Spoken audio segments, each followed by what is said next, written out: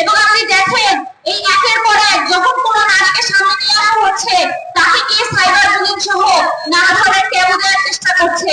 তাই আমরা এই জুলাই জানুয়ারি এই অনুষ্ঠান থেকে এবং আমাদের এই আয়োজনের পক্ষ থেকে এবং আমাদের সংগঠন সরকারি ছাত্র ফ্রন্টের পক্ষ থেকে আমরা স্পষ্টভাবে বলতে চাই, জুলাই আন্দোলনে যে নারীরা ছিল তাদের সরকার ডকুমেন্টেশনে আনতে হবে এবং এই নারীদেরকে প্রাপ্য যে সম্মান সেই মর্যাদাটুকু দিতে হবে।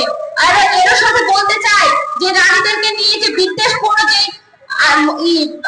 বক্তব্যগুলো হচ্ছে বিভিন্ন সভা সেমিনারে এবং হচ্ছে ওয়ার্ড মাহফিলে দেওয়া হয় সেগুলো বর্জন করতে হবে।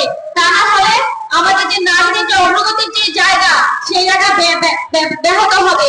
এই বলে আমি আমার সংক্ষিপ্ত বক্তব্য শেষ করছি। সবাইকে ধন্যবাদ।